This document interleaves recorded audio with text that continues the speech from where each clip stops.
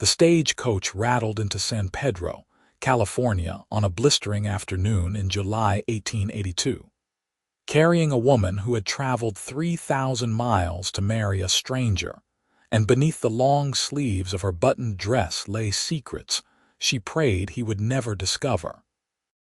Willa Thompson pressed her gloved hands against her lap, feeling the familiar ache beneath the fabric that covered her arms from wrist to shoulder. The other passengers had complained endlessly about the heat during the journey from Philadelphia, fanning themselves and loosening collars, but Willa had kept every button fastened, every inch of skin concealed. She had learned long ago that some things were better left hidden. Through the dusty window, she could see the small coastal town taking shape around her. San Pedro was nothing like the sprawling industrial city she had left behind. Here, wooden buildings lined unpaved streets, and the salt air mixed with the scent of fish and tar from the nearby harbor. Ships bobbed in the water, their masts reaching toward a cloudless sky. It was beautiful in a raw, unfinished way that made her chest tighten with something that might have been hope. The stagecoach jerked to a halt outside the general store, and the driver called out their arrival. Willa's hands trembled as she reached for the worn carpetbag at her feet. This was it. After months of exchanged letters, carefully worded and nervously sent, she was about to meet James Keller, the rancher who had advertised for a wife and had somehow chosen her from among what must have been dozens of responses. She stepped down onto the wooden sidewalk, her legs unsteady after days of travel. The afternoon sun beat down mercilessly, and she could feel sweat gathering beneath her collar, but she did not loosen a single button. A few townspeople glanced her way with mild curiosity before returning to their business. No one rushed forward to greet her. Willa stood there, carpetbag in hand, and felt the first flutter of panic in her chest. What if he had changed his mind? What if he took one look at her plain face and mousy brown hair and decided she was not worth the trouble? What if he somehow knew about the scars, about what she was hiding, about the man she had run from, Miss Thompson? The voice came from behind her, deep and hesitant. She turned and found herself looking up at a man who was taller than she had imagined, with sun-weathered skin and dark hair that fell across his forehead. He held his hat in his hands, turning it nervously between calloused fingers. His eyes were gray, like storm clouds over the ocean, and they studied her with an expression she could not quite read.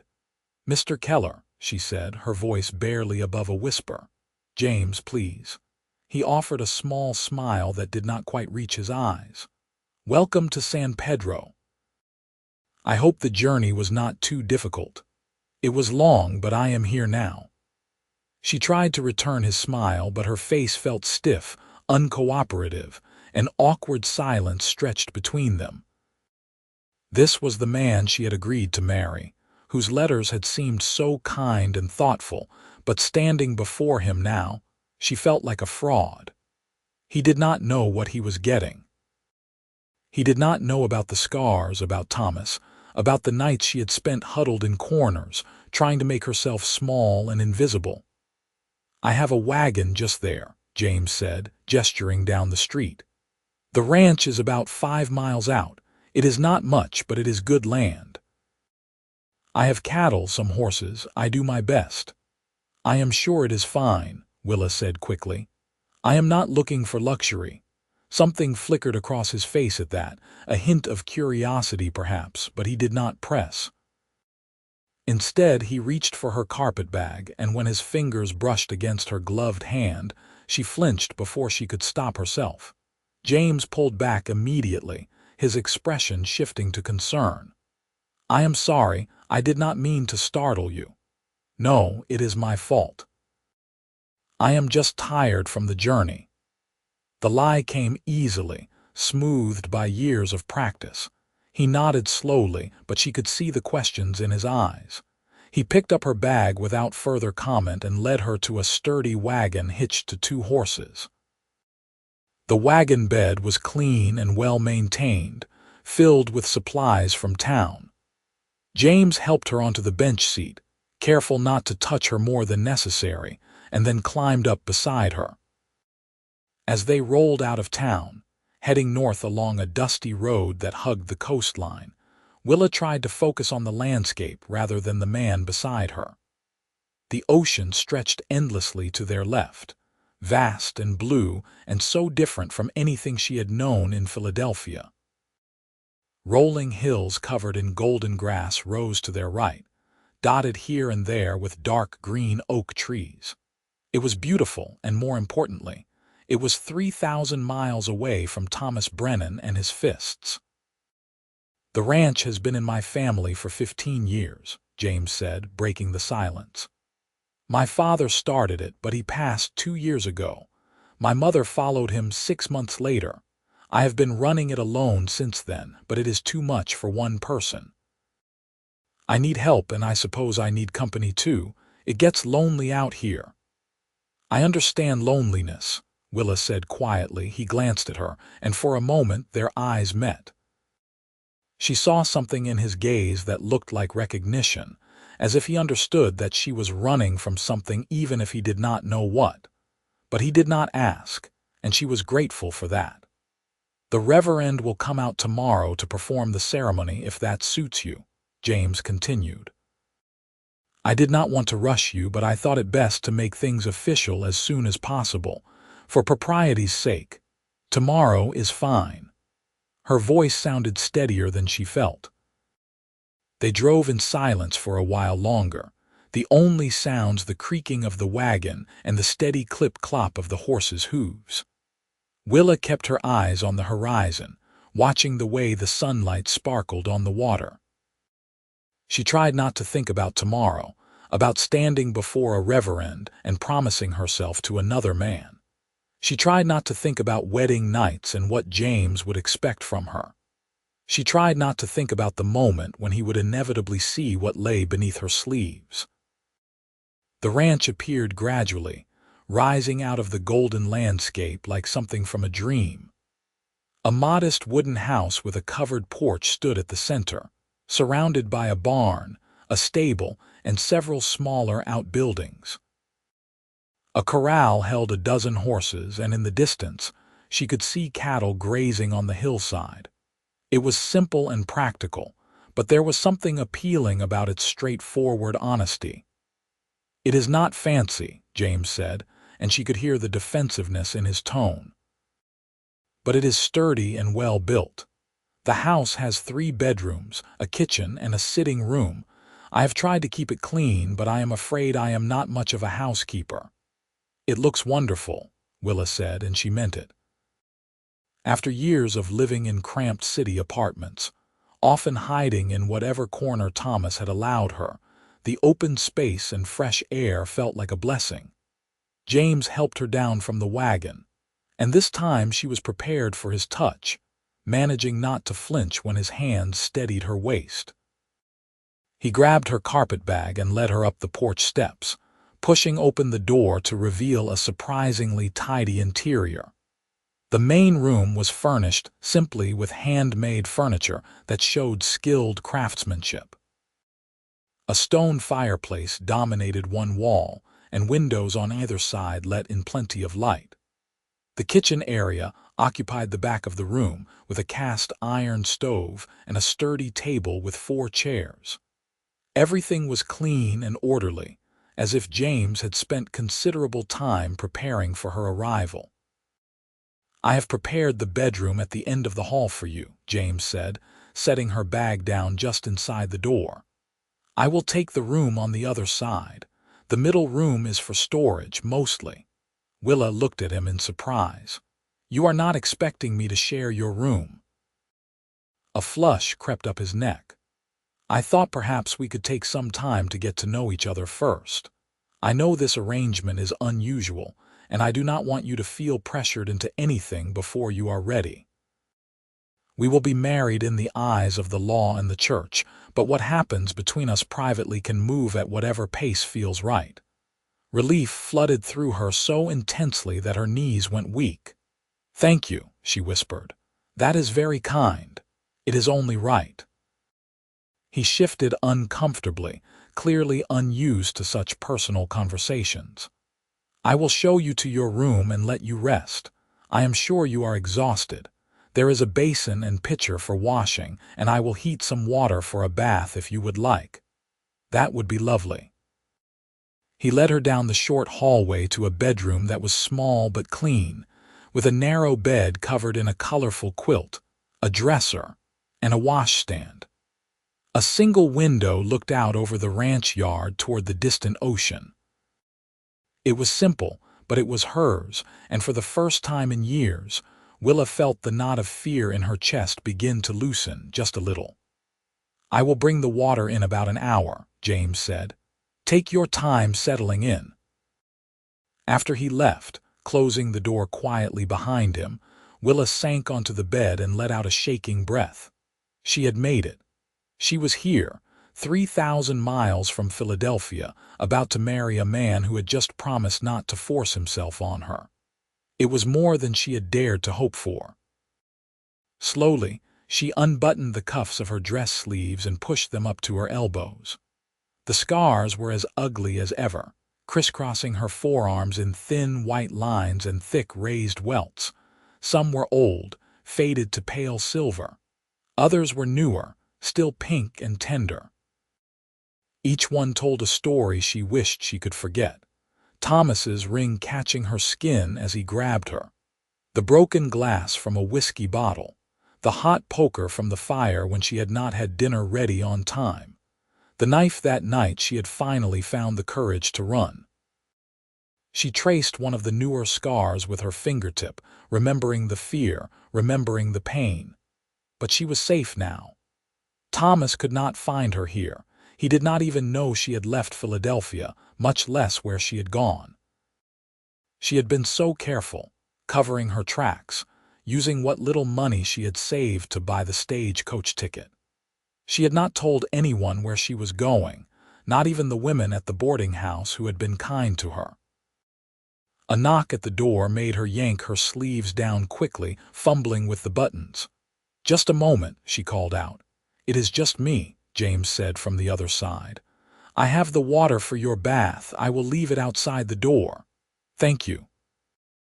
She waited until she heard his footsteps retreat, before opening the door and dragging the heavy bucket inside. The bath was blissful, even though she had to heat more water on the small stove in her room and carefully wash herself while keeping her arms mostly concealed beneath the water, an old habit she could not break. Afterward, she dressed in her other good dress, a plain gray wool that was entirely too warm for California but was all she had. She would need to make new clothes, lighter fabrics that would be more suitable for the climate. But that would require rolling up her sleeves while she sewed, and she was not ready for that. When she emerged from her room, she found James in the kitchen, preparing what looked like an attempt at dinner. He had changed into a clean shirt, and his hair was damp, suggesting he had washed as well. He glanced up when she entered, and something in his expression softened. "I am not much of a cook," he admitted. "Mostly I live on beans, bacon, and whatever vegetables I can manage not to burn. I was hoping that might be something you could help with, if you know how to cook." "I can cook," Willa assured him. "I am not fancy at it, but I can make decent meals." "That is more than I can say." He smiled, and this time it reached his eyes, transforming his serious face into something warmer. "Would you like to sit? Dinner will be ready in a few minutes, though I cannot promise it will be good." They sat across from each other at the sturdy kitchen table, and James served up plates of somewhat burnt bacon, beans that were a bit too watery, and cornbread that was surprisingly good. They ate in silence at first, the awkwardness of the situation settling over them like a blanket. "Tell me about yourself," James said finally. Your letters were kind but not very detailed. I realized I know very little about you beyond the fact that you are from Philadelphia and you wanted to come west." Willa's hand tightened on her fork. She had known this moment would come, had prepared vague answers that were truthful enough without revealing too much. "There is not much to tell. I lived in Philadelphia all my life.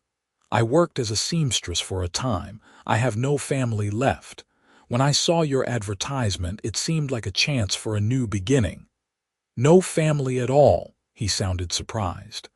"My parents died when I was young. I was raised by an aunt who passed 5 years ago. I have been on my own since then." All of it was true as far as it went. She just left out the part about Thomas, about how he had seemed so charming at first, how by the time she realized what he truly was, she had been trapped. James nodded slowly. "I am sorry for your losses. I know what it is like to lose family. After my parents died, this place felt so empty. I would go days without speaking to another person besides the occasional ranch hand I hire for roundup.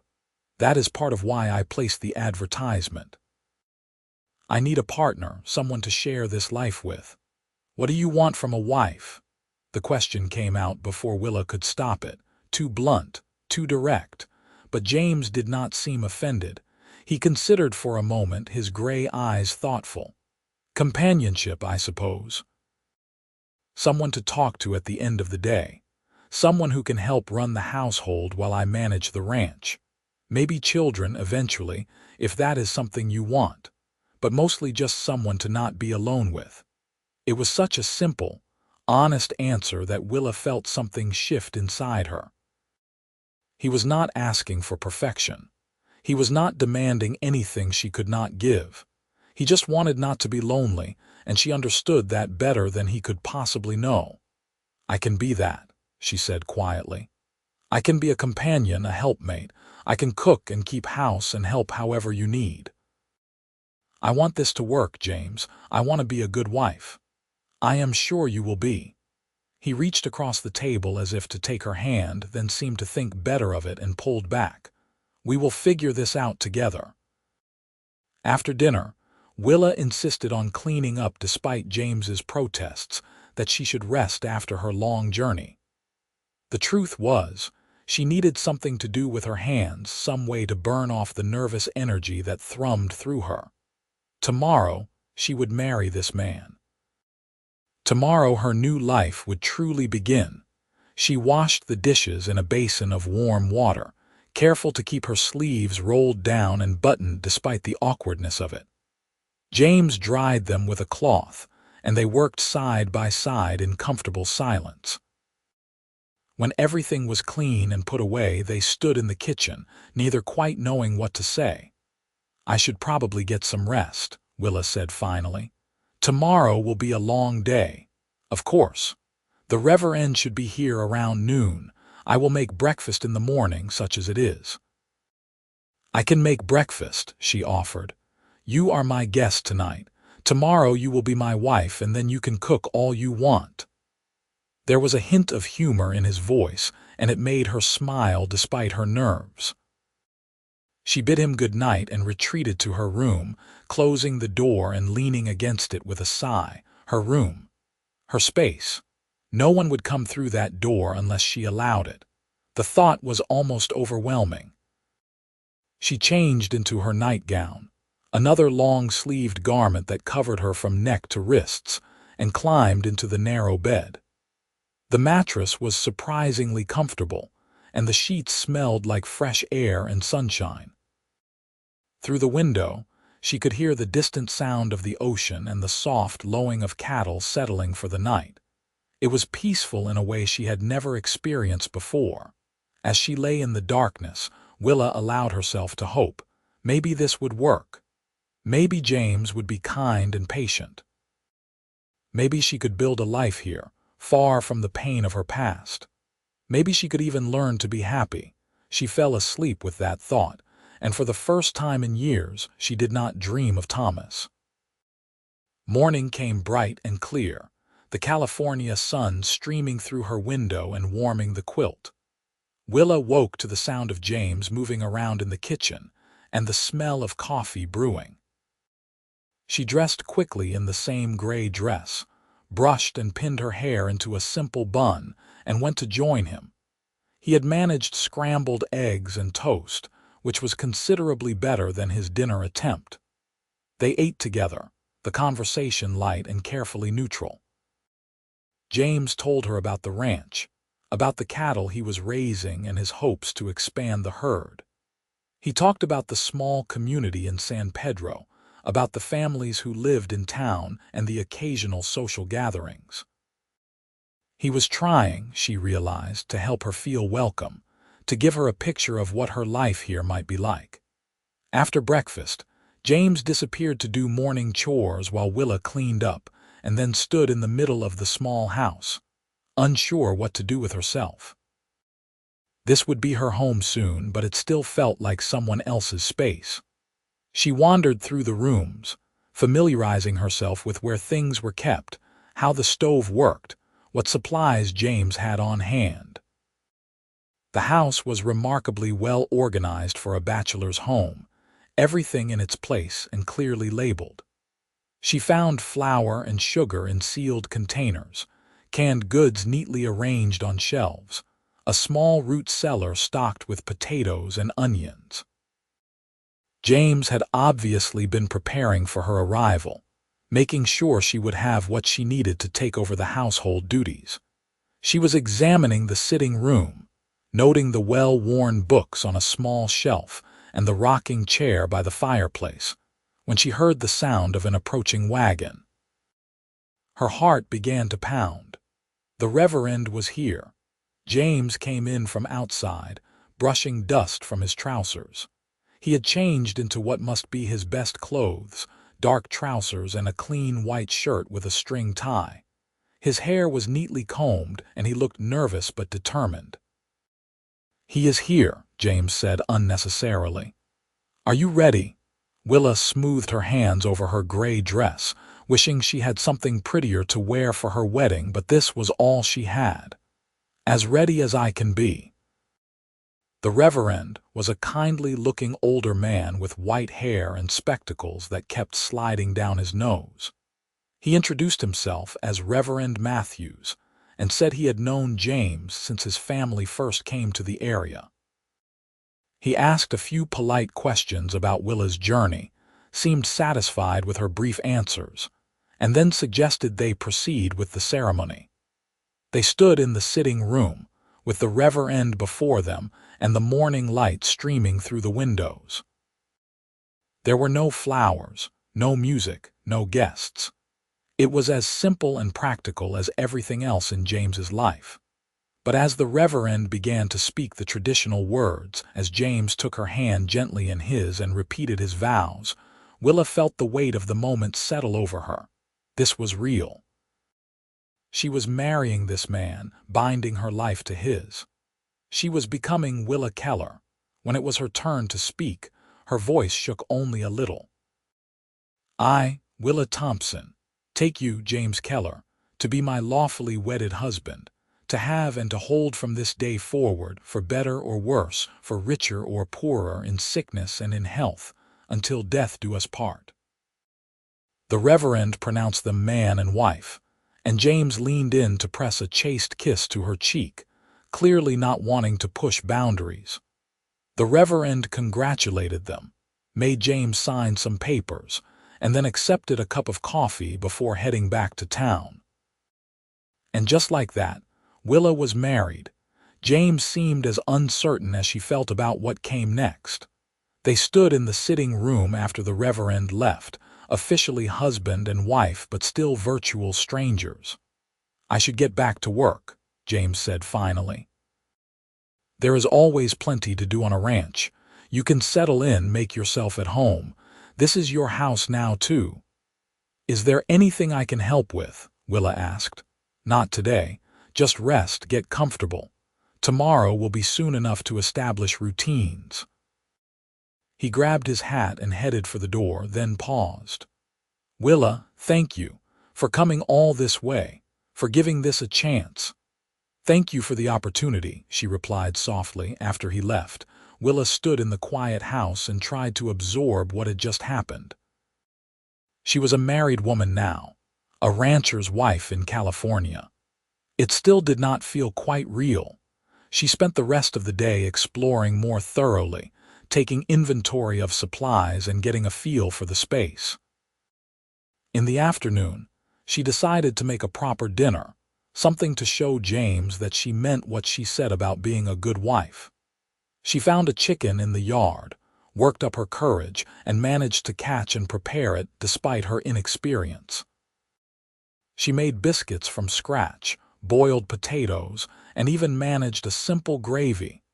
When James came in that evening, dusty and tired from a day's work, he stopped in the doorway and stared at the table she had set. "You did not have to go to so much trouble," he said. "It is no trouble. I want to earn my keep." Something in his expression shifted, became more serious.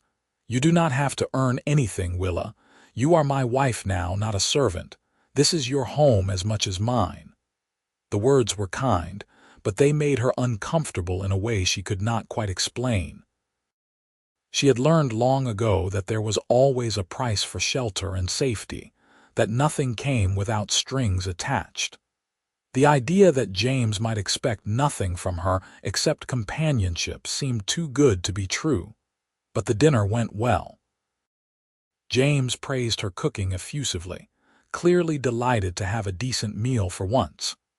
They talked more easily than they had before, falling into a rhythm of conversation that felt almost natural.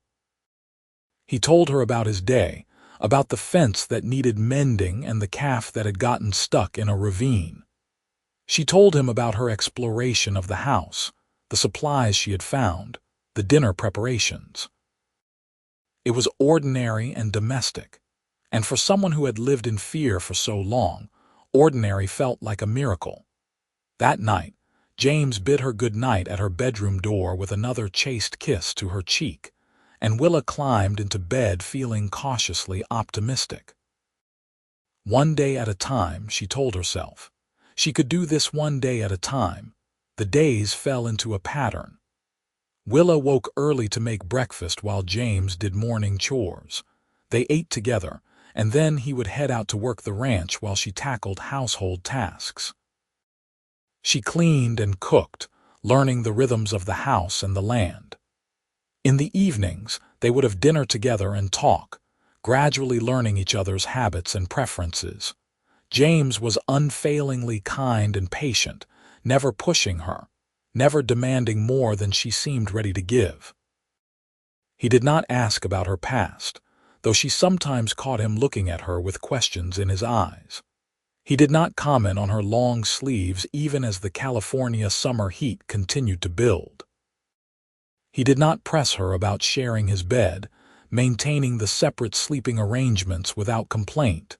It should have made her relax, should have helped her trust him. But Willa had learned the hard way that kindness could be a mask, that patience could be a trap. She kept waiting for the other shoe to drop, for James to reveal his true nature.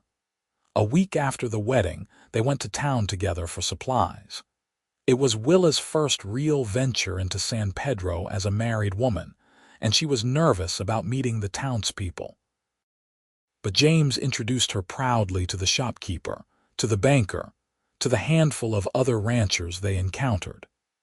Everyone was polite and welcoming, and if they wondered about the mail-order bride who kept her sleeves buttoned and her eyes downcast, they were too courteous to say so.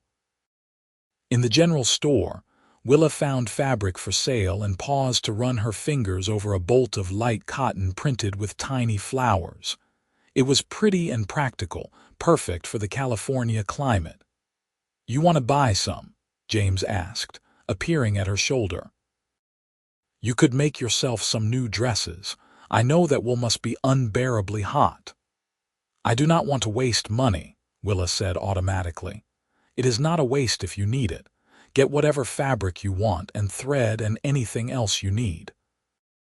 You said you worked as a seamstress, so I am sure you can make something nice." He was so casual about it, so unconcerned with the expense, that Willa felt a lump form in her throat. Thomas had controlled every penny, had made her account for every cent spent. The idea that she could simply buy fabric because she wanted it was foreign. "The thing is," she said carefully, "I would need to roll up my sleeves to sew properly, to cut patterns and work the cloth. It gets too cumbersome otherwise." She watched James's face, waiting for the demand to know why that would be a problem, waiting for him to insist she show him what she was hiding. But he just nodded slowly. "Then roll them up. It is just us at the ranch most of the time. You should be comfortable in your own home." It was not the response she had expected, and she did not know what to make of it.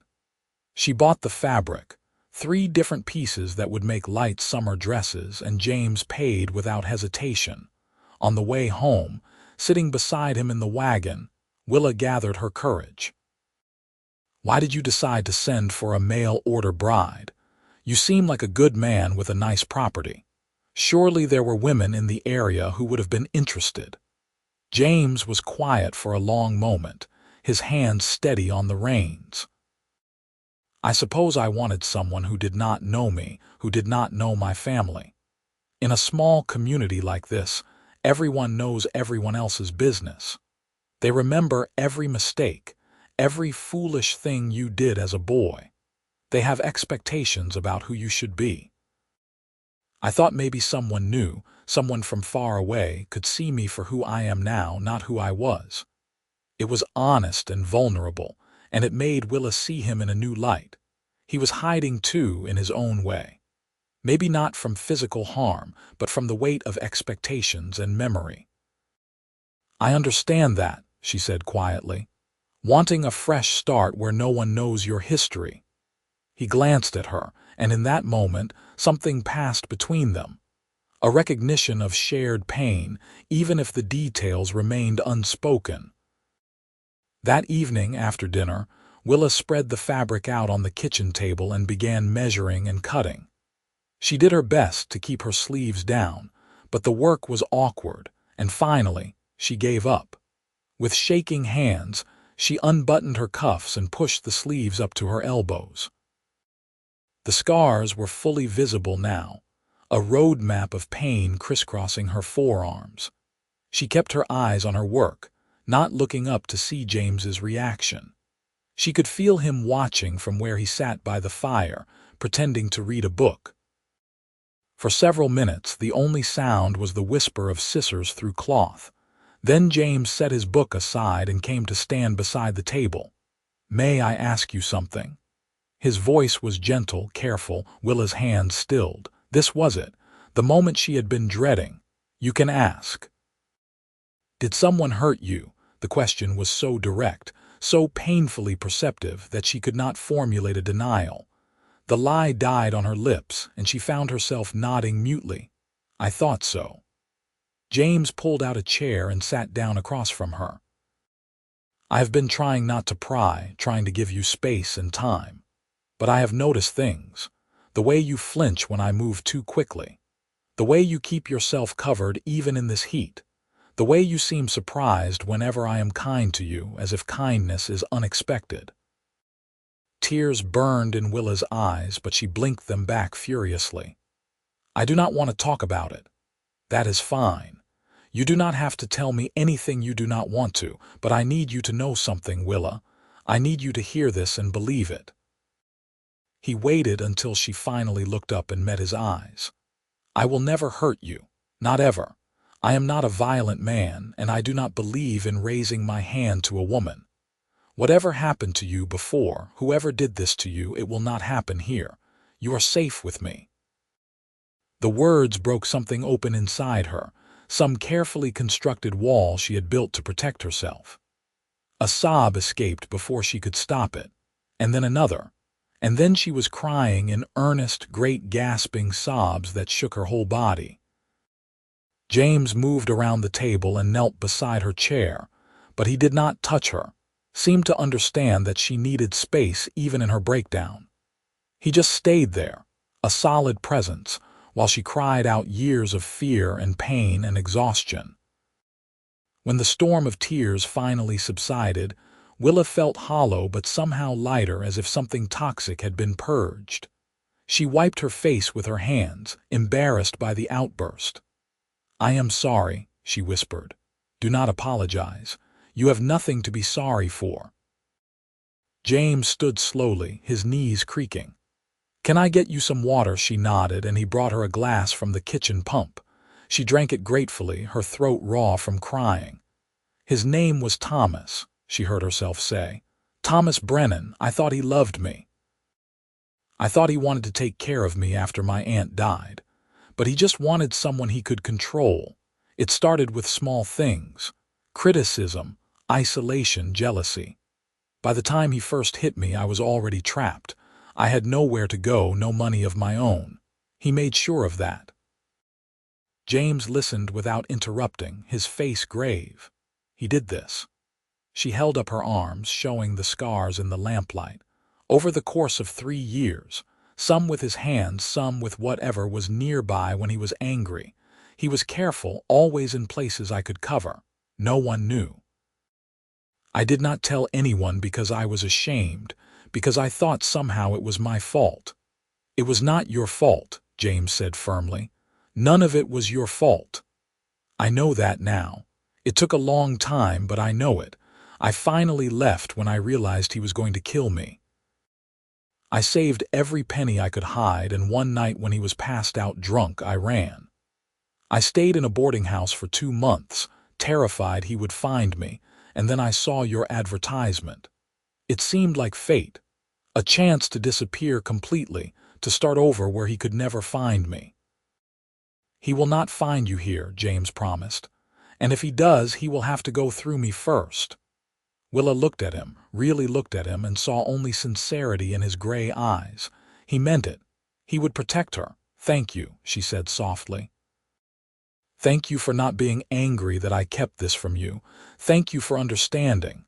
You do not have to thank me for basic decency." He returned to his chair across from her.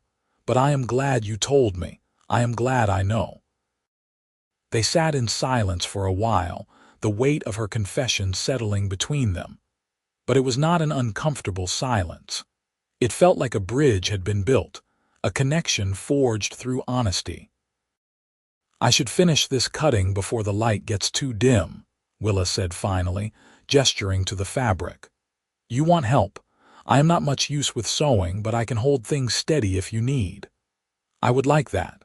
They worked together until the pattern pieces were cut and ready for sewing. Willa kept her sleeves rolled up, no longer trying to hide the scars from him. If James noticed, if he was disturbed by the evidence of her past, he gave no sign. He simply helped where he could and kept her company. That night, as Willa prepared for bed, she realized something had shifted. The fear that had been her constant companion since arriving at the ranch had eased. Not disappeared entirely, but softened into something manageable. James knew the worst of her secrets now, and he had not rejected her. He had not been disgusted or angry. He had simply offered protection and understanding.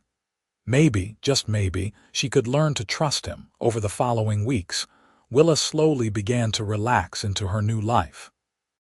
She finished her new dresses, light cotton garments with shorter sleeves that ended just below her elbows, showing some of her scars but providing blessed relief from the heat.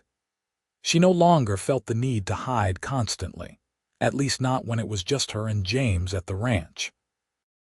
They fell into an easy partnership. Willa managed the house and helped with lighter ranch chores like feeding chickens and tending the kitchen garden James had started. James handled the heavy work with the cattle and horses, often hiring a few day laborers when he needed extra hands. In the evenings, they would have dinner together and talk, gradually sharing more pieces of their lives and histories. Willa learned that James had always been the serious son, the responsible one who stayed to help his father while his younger brother went off to seek his fortune in San Francisco. She learned that his mother had died of grief after his father's heart gave out, simply losing the will to live without her husband of 30 years.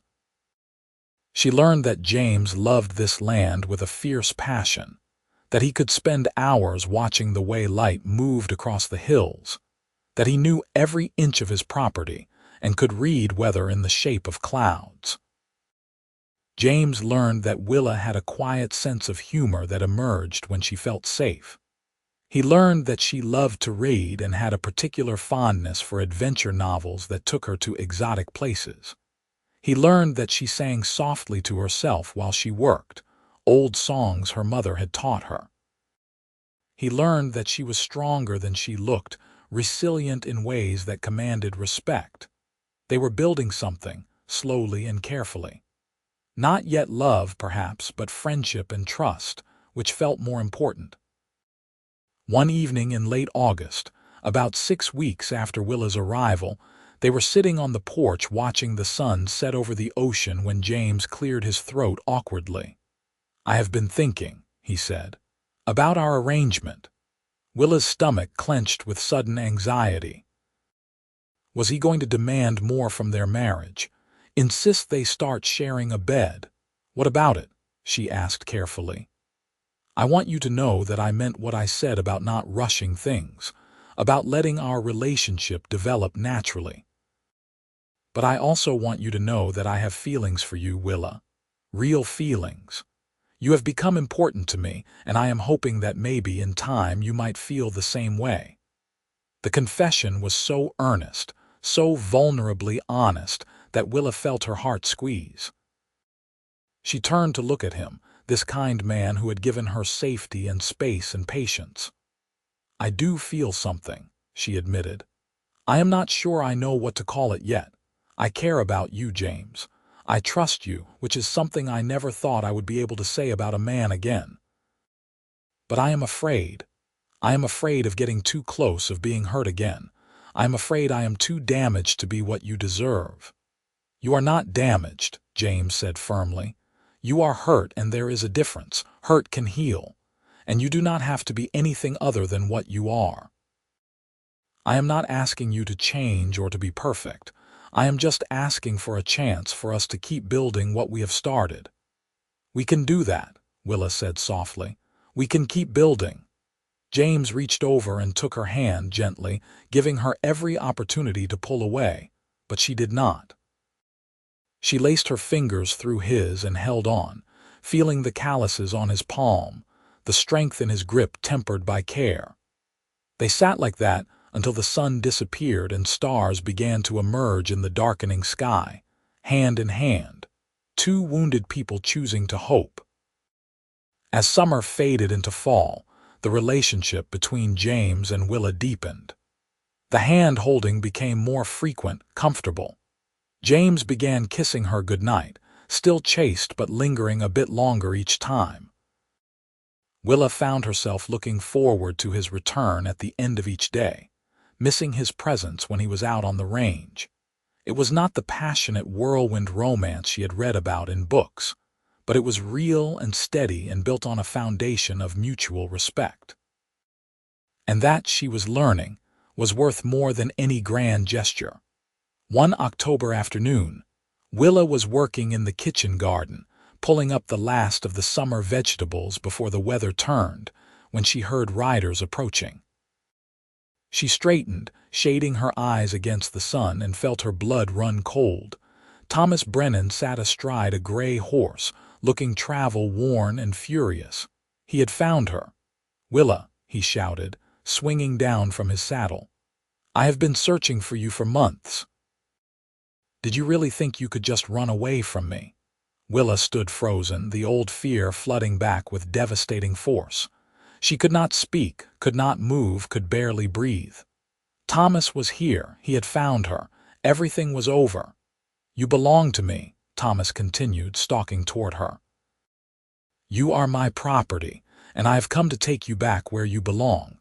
We are going to go back to Philadelphia, and you are going to pay for all the trouble you have caused." "She is not going anywhere with you."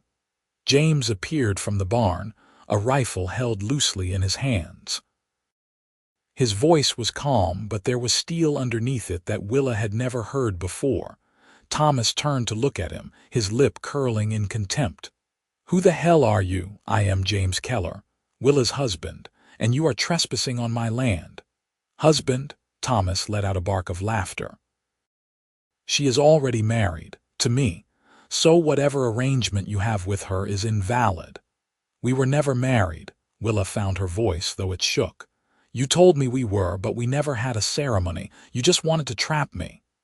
Thomas's face darkened with rage, and he took a step toward her. "You lying little witch! I will teach you to speak to me that way."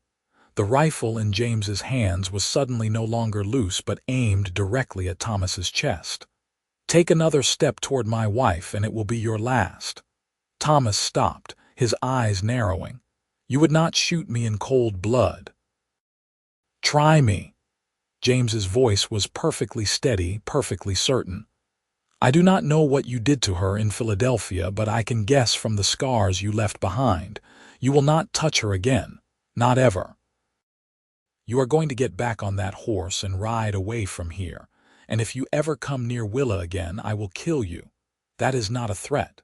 It is a promise." For a long moment, the three of them stood frozen in tableau. Then Thomas's survival instincts apparently won out over his rage. He backed slowly toward his horse, his eyes still locked on James. "This is not over," he said. "I will have my revenge for this." "It is over," James replied. "And if you know what is good for you, you will forget Willa ever existed." California is a long way from Philadelphia, and accidents happen to men who do not belong here. Thomas mounted his horse, shot one last venomous look at Willa, and kicked his horse into a gallop, disappearing down the road toward town. The moment he was out of sight, Willa's legs gave out. She collapsed onto the ground, shaking violently. James was there in an instant, setting the rifle aside and kneeling beside her. "He found me," she gasped. "He found me. He is going to come back. He is going to kill me." "No, he is not. I will not let that happen." James pulled her into his arms, holding her tightly while she shook. "I am going to ride into town and speak to the sheriff. I am going to make sure Thomas Brennan understands that if he stays in San Pedro, he will be arrested. And then I am going to send a telegram to Philadelphia and confirm that you were never legally married to him, so there is no question about the validity of our marriage. What if he does not leave? What if he comes back? Then I will deal with him. I meant what I said, Willa. I will protect you. Whatever it takes." Willa clung to him, letting his solid strength anchor her. She had been so afraid for so long, and now the thing she had feared most had happened. But she was not alone. James was here, and he was not going to let Thomas hurt her again. "I am sorry," she whispered.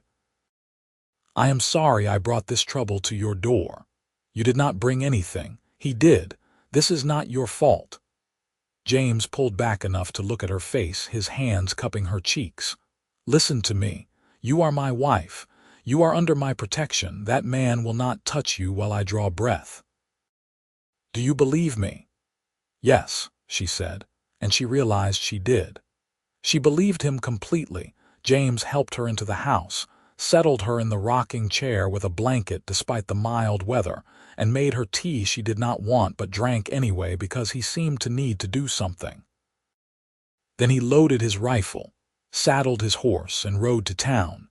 He was gone for 3 hours. Willa spent the time alternating between staring out the window and pacing the floor, terrified that Thomas would return, that James would not come back, that everything was about to fall apart. But when James finally rode up to the house, he was alone and unharmed. He came inside and gathered her into his arms again, holding her like she was something precious. "It is done," he said. "The sheriff knows the situation." He confronted Thomas at the saloon and gave him 2 choices: leave town immediately or be arrested for threatening my wife. Thomas chose to leave. The sheriff watched him ride out, heading east. "He is gone, Willa." "What if he comes back?" "The sheriff will be watching for him. and so will I. He will not catch us unaware again. James guided her to sit down, then knelt before her chair. I also sent that telegram. The response came back before I left town. There is no marriage record in Philadelphia for Willa Thompson and Thomas Brennan. You were never his wife. You are free and clear. The relief was so intense that Willa started crying again, but this time they were tears of release. She was free, truly free. Thomas had no claim on her, legal or otherwise. James took her hands in his, and she felt him pause, his fingers tracing the scars on her forearms. He had touched them before, brief casual contact, but this was different. This was intentional. "May I?" he asked softly. She did not fully understand what he was asking, but she nodded anyway. James lifted her right arm and pressed a gentle kiss to the scar on her wrist, the one from Thomas's ring. Then he kissed another scar and another, working his way up her forearm. Each kiss was feather-light, reverent, as if he could somehow heal the old wounds with his tenderness. He switched to her left arm and repeated the process, kissing each mark, each reminder of her pain. When he finally looked up at her, his eyes were bright with unshed tears. "No more," he said, his voice rough with emotion. "No more pain, no more fear, no more hiding. I am here and I will keep you safe. No more, Willa, I promise you no more." Something broke open inside her then, something that had been locked away and frozen for years. It was not just relief or gratitude. It was something bigger, deeper, more terrifying and wonderful all at once. It was love. She loved this man. This patient, kind, steady man who had given her time and space and understanding, who had stood between her and her abuser without hesitation, who kissed her scars and promised her safety. "James," she whispered, and then she could not find any more words. But she did not need words. She leaned forward and kissed him, really kissed him for the first time. Not the chaste pecks they had exchanged before, but a real kiss, full of feeling and promise. James responded immediately, his arms coming around her, pulling her close. The kiss deepened, became something heated and desperate, years of loneliness and longing pouring out from both of them. When they finally broke apart, both breathing hard, James rested his forehead against hers. "Willa, I love you. I have loved you for weeks, but I did not know how to tell you. I did not want to pressure you or make you feel obligated. I love you too," she said, the words coming easily now. "I think I have for a while, but I was too afraid to admit it, too afraid to let myself feel it. Do not be afraid anymore. I am here. We are in this together." That night, for the first time, Willa went to James's room instead of her own. They made love slowly, carefully, with James constantly checking to make sure she was comfortable, that she wanted to continue. It was nothing like the brutal, painful encounters she had endured with Thomas. This was gentle and sweet and full of care. Afterward, lying in James's arms with her head on his chest, listening to the steady beat of his heart, Willa felt a peace she had never known. She was safe. She was loved. She was home. "No more," James murmured into her hair, echoing his earlier promise. "No more pain. Only love from here on out." "Only love," Willa agreed, and finally, she believed it. The months that followed were the happiest of Willa's life. She and James were truly married now in every sense of the word, partners in running the ranch and in building a life together. The nightmares that had plagued her for years began to fade, replaced by dreams of the future. Winter was mild in coastal California, with rain instead of snow, and Willa marveled at the green that spread across the hills. She had never seen anything like it, used to the harsh Philadelphia winters where everything died and stayed dead until spring. In January, she realized her monthly courses were late. By February, there was no denying the signs. She was pregnant. She told James one evening over dinner, nervous about his reaction even though she had no reason to be. He stared at her for a long moment, as if not quite believing what he had heard, and then a smile spread across his face so wide it looked like it might split. "A baby," he said. "We are going to have a baby." "Yes, sometime in September, I think." James let out a whoop of joy and swept her up in his arms, spinning her around the kitchen until she laughingly begged him to put her down before she got dizzy. He set her down carefully, as if she were made of glass, and immediately started fussing over her. "You should sit down. You should not be on your feet so much. Should you be lifting things? We need to get the doctor out here to check on you. We need to prepare a nursery. There is so much to do." "James," Willa said, catching his hands and squeezing them, "we have 7 months. There is plenty of time. And I am not fragile. I can still work and live normally. Women have been having babies since the beginning of time." But James could not be dissuaded from his protective hovering, and Willa found it endearing rather than suffocating. His care came from love, not control, and that made all the difference. As her belly grew through the spring and summer, as they prepared the small 3rd bedroom to be a nursery, as they talked about names and futures and all the possibilities ahead, Willa sometimes had to pinch herself to believe it was real. This life, this man, this child growing inside her. It was everything she had never let herself hope for. In early September, on a warm evening with the windows open to catch the ocean breeze, Willa's labor began. James rode like mad to fetch the doctor and the midwife from town, then stayed by her side through the long night, holding her hand and murmuring encouragement. Their son was born just after dawn, squalling and red-faced and absolutely perfect. James cried when the midwife placed the baby in his arms, tears streaming down his face as he looked at his son for the first time. "He is beautiful," James said, his voice choked. "He looks like you. He has your nose," Willa said, exhausted but happy. They named him Jacob after James's father. Jacob Daniel Keller, their miracle, their joy, their future. Watching James with their son, seeing the tenderness and care he showed, the way he would wake in the night to walk Jacob when he cried, the way he sang silly songs and made faces to get baby smiles, Willa fell in love with him all over again. This was what family was supposed to be. This was what love looked like.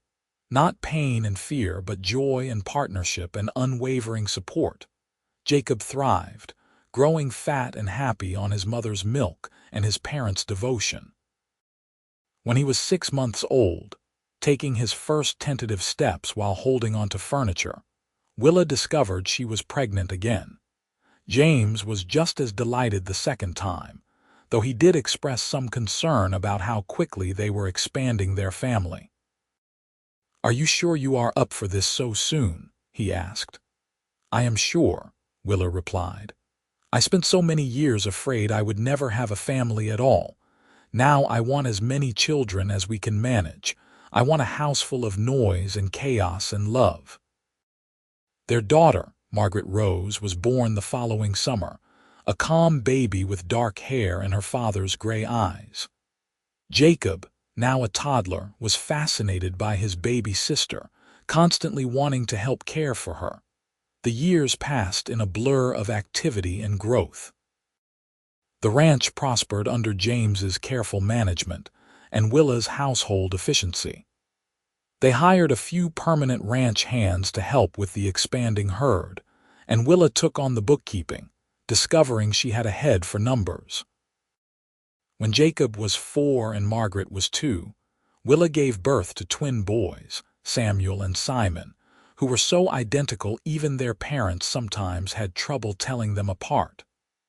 The house was indeed full of noise and chaos and love, exactly as Willa had wanted. On their 10th wedding anniversary, James took Willa on a picnic to a hilltop overlooking the ranch. The children were with a neighbor for the afternoon, giving them a rare moment of quiet together. "I cannot believe it has been 10 years, James said, pouring them each a glass of wine from the bottle he had brought. "It feels like just yesterday that you stepped off that stagecoach, all buttoned up and scared." "I was terrified," Willa admitted. "I thought you would be like Thomas." "I thought all men were like Thomas. I am glad I could prove you wrong." James raised his glass. "To 10 years and to many more." "To many more," Willa echoed, clinking her glass against his. They drank and looked out over the land that had become theirs, watching the cattle graze and the horses run in the pasture. In the distance, the ocean sparkled in the afternoon sun. "You ever think about what your life might have been like if you had not come west?" James asked. Willa considered the question seriously. "Sometimes, but not with regret. If I had stayed in Philadelphia, if I had not found the courage to leave Thomas, I would probably be dead by now. Coming here saved my life. You saved my life." "You saved mine too," James said quietly. "I did not realize how lonely I was until you arrived and filled all the empty spaces.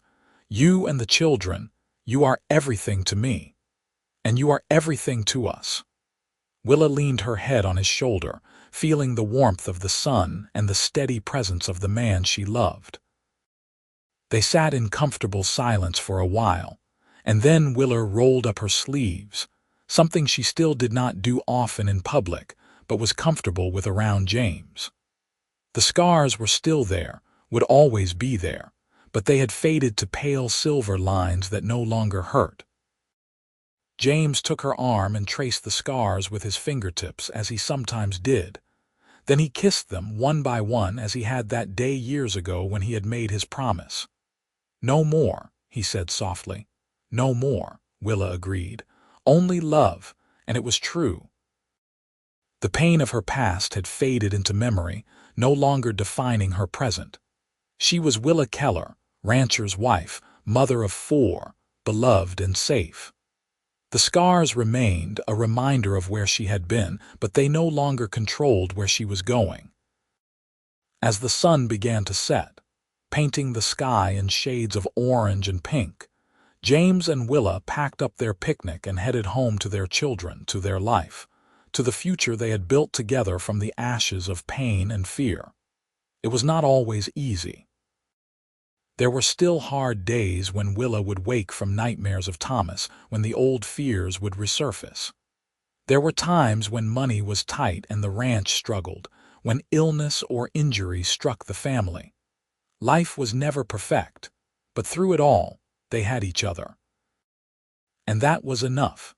Jacob grew up strong and capable, learning the ranch business from his father with an eagerness that promised he would carry on the family legacy. Margaret became a skilled rider, fearless on horseback in a way that made her mother's heart race but filled her father with pride. The twins were mischievous and inseparable, keeping their parents on their toes with their antics. When Jacob turned 18, the same age his father had been when he took over the ranch, James began teaching him the more complex aspects of running the operation. It was clear the boy had inherited his father's love of the land and his mother's head for business. Margaret, at 16, announced she wanted to become a teacher and had been corresponding with a teaching college in Los Angeles. Willa helped her daughter prepare her application, proud of her intelligence and determination. The twins, at 14, were still finding their way, but they showed promise in different areas. Samuel loved working with the horses, while Simon had developed an interest in veterinary medicine after helping the ranch hands tend to sick animals. On a spring evening when Willa was 45 and James 47, they sat on the porch watching the sunset as they had done countless times over the years. The children were all inside, busy with their own pursuits, and for a moment, it was just the two of them again. "Do you remember when I asked you what you wanted from a wife?" Willa said suddenly. James smiled. "I remember. I said companionship, someone to share this life with." You got more than you bargained for, Willa said. 4 children, a partner who needed healing, all the complications I brought with me. I got exactly what I needed, James corrected. I got you. Everything else was just a bonus. He reached over and took her hand, his thumb rubbing across the faint scars that remained on her wrist. I have never regretted it, Willa, not for one single day, neither have I. She squeezed his hand. You gave me a life I never thought I could have. You gave me safety and love and family. You gave me everything. We gave it to each other, James said. That is what partnership means. They sat in the gathering dusk, hand in hand, 2 people who had found each other against all odds and built something beautiful from broken pieces. The scars remained on Willa's arms and on both their hearts, but they were scars of survival, badges of honor that proved they had overcome. Years later, when their grandchildren would ask about the faint white lines on grandmother Willa's arms, she would tell them a simplified version of the truth. She would explain that she had been hurt once, long ago, but that grandfather James had promised her she would never be hurt again, and he had kept that promise every day of their life together.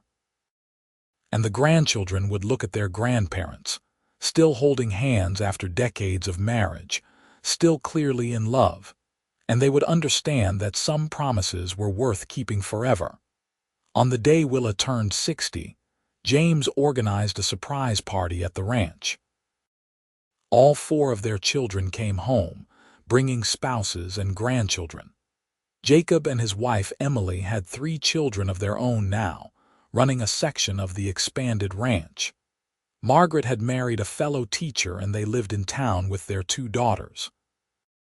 Samuel had taken over the horse breeding operation, while Simon had indeed become a veterinarian and kept his practice in San Pedro, tending to animals all over the county. The house was full of noise and laughter and love. Everything Willa had dreamed of during those dark days in Philadelphia when she had thought she would never escape. After everyone had eaten and the children were playing in the yard, James pulled Willa aside to the porch. He handed her a small wrapped package. Another gift, Willa said. You already gave me that beautiful shawl this morning. This one is special. Open it. She unwrapped the paper carefully to reveal a leather-bound book. When she opened it, she found it was a journal, and the first page was covered in James's neat handwriting. The story of us, she read aloud, then looked up at him with tears in her eyes. James, what is this? I have been writing down our story, he said. Everything from the day you arrived on that stagecoach to now. I want our grandchildren to know where they came from, to know what we survived and overcame. I want them to understand that love can heal, that people can change their lives, that second chances are real. Willa flipped through the pages, seeing their history laid out in James's careful script. Their wedding day, Jacob's birth, the growth of the ranch, every milestone and moment that had mattered. Her vision blurred with tears. I do not know what to say. Say you will help me finish it, James said. Say we will keep adding to it, keep recording our life together so that long after we are gone, our family will know our story. I will, Willa promised. We will write it together just like we have lived it. That night, after all the guests had left and the house was quiet again, Willa and James sat at the kitchen table with the journal between them. They added the story of the party, of their children and grandchildren, of the life they had built. And Willa wrote one final entry for the day. 60 years ago today, I was born. 33 years ago, I stepped off a stagecoach in San Pedro, terrified and broken. But I found a man who saw past my scars to the person I could become. He kissed each mark of my pain and promised me no more. He kept that promise, and together we built a life worth living. If I had to do it all again, every hardship and every trial I would, just to end up here with him, with this family, with this love. That is what it means to come home. James read what she had written and pulled her close, kissing the top of her head. "No more," he whispered, as he had so many times over the years. "No more," Willa agreed, smiling through her tears. "Only love." And it was true. After everything they had been through, after all the pain and fear and struggle, what remained was love. Pure, simple, enduring love. The kind of love that healed scars and built futures. The kind of love that lasted. The years continued to pass, gentle and kind. James and Willa grew old together on the ranch they loved, surrounded by family and the land that had given them both a second chance. They watched their grandchildren grow, some staying in San Pedro to carry on the family business, others moving away to pursue their own dreams. But they all came back regularly, drawn by the warmth and love that still filled the ranch house. On their 50th wedding anniversary, the family gathered once more for a celebration. James and Willa stood before their descendants, silver-haired and weathered but still holding hands, still clearly devoted to each other. Jacob, now running the ranch with his own son preparing to take over, stood to make a toast. "To my parents," he said, raising his glass, "who taught us what real love looks like, who showed us that it is possible to overcome anything if you have the right person by your side, who built this family from nothing but faith and courage and determination. May we all be so lucky in our lives." "Hear, hear," the family chorused, raising their glasses. After the party, when it was just the two of them again, James and Willa walked out to their favorite spot on the hilltop overlooking the ranch. It was harder for them to make the climb now. Their bodies aged and slower, but they managed, leaning on each other as they always had. They sat on the bench James had built there years ago, watching the sun set over the land they had worked and loved for 5 decades. 50 years, Willa said softly. "It has gone so fast." "The best years of my life," James replied. "Every single one of them." "Do you remember what you said to me that day when Thomas came, when you kissed my scars?" "I remember. I said no more. I promised you no more pain, only love." "You kept that promise," Willa said, her voice thick with emotion. "Every single day for 50 years, you kept that promise." "It was easy to keep," James said. "Loving you has been the easiest thing I have ever done." They sat in silence as the sky blazed with color, the sunset painting everything in shades of gold and rose. Willa leaned her head on James's shoulder, feeling the steady rise and fall of his breathing, and thought about how far they had come from those nervous strangers who had stood before a reverend and promised themselves to each other. She had been so broken then, so certain she could never be whole again. But James had proven her wrong. He had shown her that healing was possible, that trust could be rebuilt, that love could triumph over fear. He had kissed her scars and promised her a future, and he had delivered on that promise in ways she never could have imagined. As the last light faded from the sky and stars began to emerge, James helped Willa to her feet, and they made their way slowly back down the hill to the house. Their house, their home, the place where they had raised their family and built their life. Inside, the house was quiet but not empty. It held memories in every corner, love in every room. The kitchen where they had shared thousands of meals. The sitting room where they had read together by firelight on winter evenings. The bedroom where they had held each other through good nights and bad, where they had comforted each other and celebrated together and simply existed side by side. This was what they had built. Not just a ranch or a house or a business, but a life. A real, full, beautiful life. That night, as they prepared for bed, James gently took Willa's arms and pushed up her sleeves. The scars were barely visible now, faded to the faintest trace of what they had once been. Time and love had healed what had once seemed unhealable. He kissed them one by one, as he had done that day so long ago, and as he had done countless times since. "No more," he whispered against her skin. "No more," Willa echoed, and she knew with absolute certainty that it was true. The pain of her past was truly behind her now, transformed by the love they had shared into something almost beautiful. The scars were no longer marks of shame, but reminders of survival, of strength, of the journey that had brought her home. They climbed into bed together, as they had done for 50 years, and held each other close. Tomorrow would bring new challenges and joys.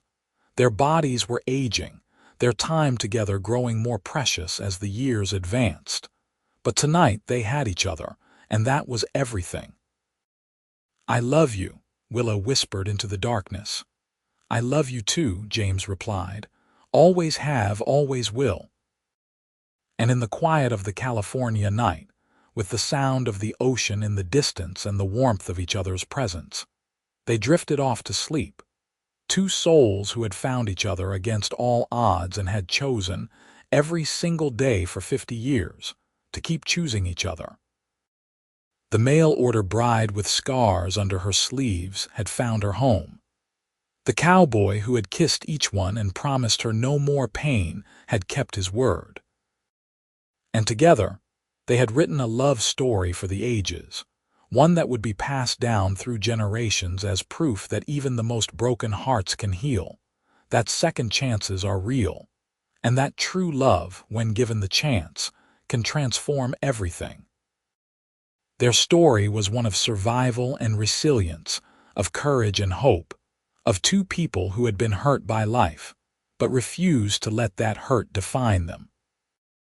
It was a testament to the power of patience and kindness, to the importance of trust and communication, to the beauty that can grow from the ashes of pain. And as the years continued to pass, as James and Willa eventually left the ranch to their children and grandchildren, as their great-grandchildren came into the world carrying on the family name and legacy, the story of the mail-order bride and the cowboy who loved her remained a cornerstone of the family history. It was told and retold, embellished and honored, a reminder that love could conquer even the darkest past. That somewhere in the Wild West of 1882, a woman with scars found a man with a heart big enough to hold all her pain and transform it into joy. No more scars. No more pain. No more fear. Only love, stretching out across the generations, a gift from two people who had dared to hope when hope seemed impossible, and who had built a legacy that would last forever. Their story ended as all the best love stories do, not with drama or tragedy, but with the quiet satisfaction of a life well lived, a love well earned, and a promise faithfully kept. James and Willa Keller lived out their days on the ranch they had built together, surrounded by the family they had created, secure in the knowledge that they had found in each other exactly what they needed. And when the time came for them to leave this world, they went together as they had lived hand in hand, their love story complete and perfect and wholly their own. The scars had faded, but the love remained eternal and unbreakable, a beacon for all who came after them. No more pain, only love. Forever and always.